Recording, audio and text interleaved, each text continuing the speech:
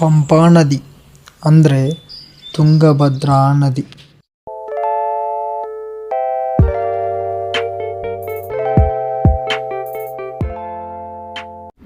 ಇದು ಭದ್ರಾ ನದಿ, ಇದು ತುಂಗಾ ನದಿ ಎರಡು ಸಂಗಮವಾಗಿದ್ದು ಕೂಡ್ಲಿನಲ್ಲಿ.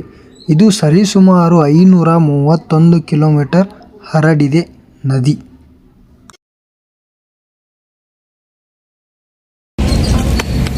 ಎಲ್ರಿಗೂ ನಮಸ್ಕಾರ. ನಾವು ಇವತ್ತಂದ್ರೆ ಒಂದು 2 ದಿವಸ ಇದ್ದು ಹಂಪಿ ಅಂಜನಾದ್ರಿ ಎಲ್ಲ ನೋಡ್ಕೊಂಡು ಹೋಗಕ್ಕೆ ಬಂದೀವಿ. ಬರ್ರಿ ನಿಮಗೂ ತೋರಿಸ್ತೀನಿ.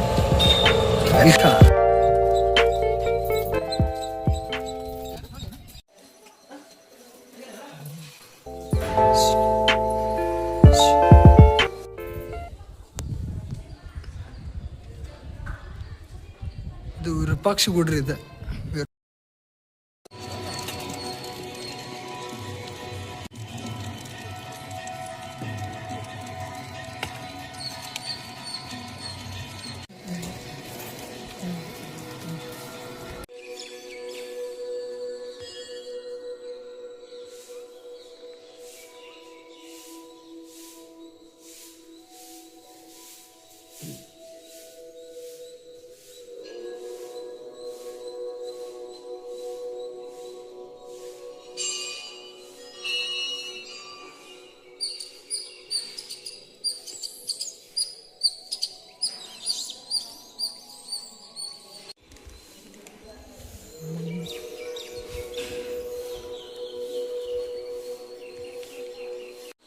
ವಿರೂಪಾಕ್ಷ ಗರ್ಭಗುಡಿ 2 ದಿವಸ ಆತ್ರಿ, ಇನ್ನೂ ಓಪನ್ ಆಗಿಲ್ಲ. ಹಂಗಾಗಿಲ್ಲ, ಒಂದು ಫೋಟೋ ಇಟ್ಟುಬಿಟ್ರೆ ನೋಡ್ಕೊಳಕ್ಕೆ.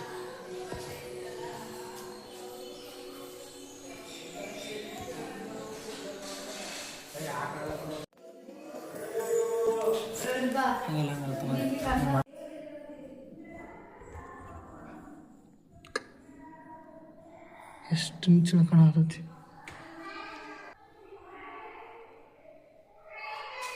ತೇರು ನೋಡ್ರಿ, ಇಲ್ಲಿ ಇದು ಏಟೈತಿ.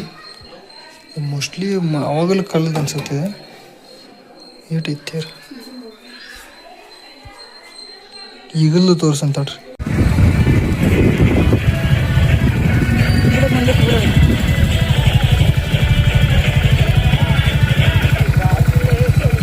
ಇದ ನೋಡ್ರಿ ತೇರು. ಇಲ್ಲಿ ಒಳಗಿತ್ತಲ್ಲ ಸಣ್ಣದು, ಇದು ದೊಡ್ಡದು. ಆಚೆ ಕಡೆದ್ದು ಇರ್ಬೇಕು, ಇದು ಅದ್ರ ಗೂಡಲ್ಲಿ 2 ಕೂಡ ಇರ್ಬೇಕು. ದೊಡ್ಡದು ತೇರು.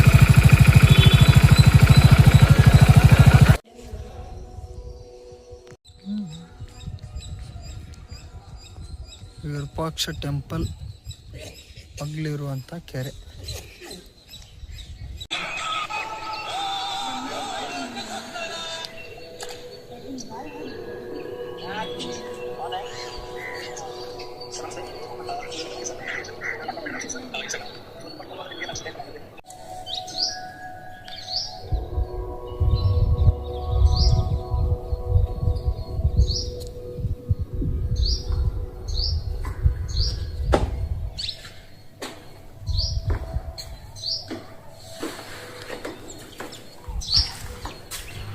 ಮೂಲ ವಿರೂಪಾಕ್ಷೇಶ್ವರ.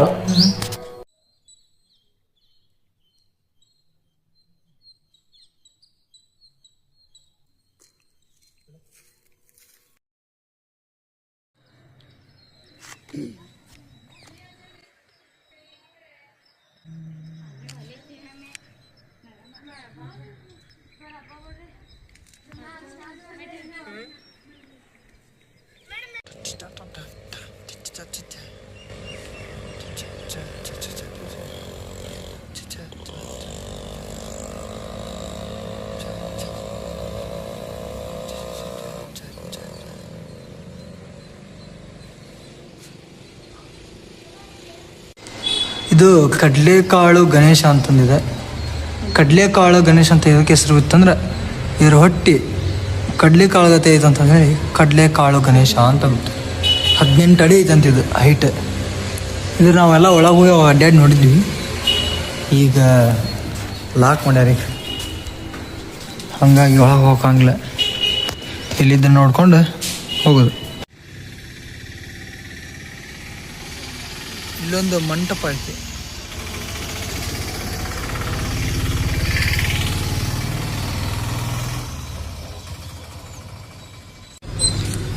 ಇದು ಸಾಸಿವೆ ಕಾಳು ಗಣೇಶ ಅಂತಂದು, ಯಾಕಂದ್ರೆ ಅದ್ರ ಹೊಟ್ಟೆ ಸಾಸಿವೆ ಕಾಳುಗತೆ ಐತೆ ಅಂತಂದೇಳಿ ಸಾಸಿವೆ ಕಾಳು ಗಣೇಶ.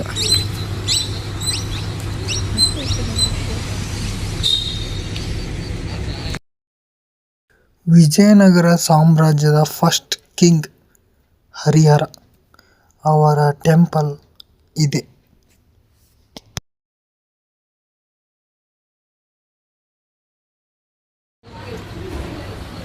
ಇದು ಉಗ್ರ ನರಸಿಂಹ ಅಂತಂದಿದೆ.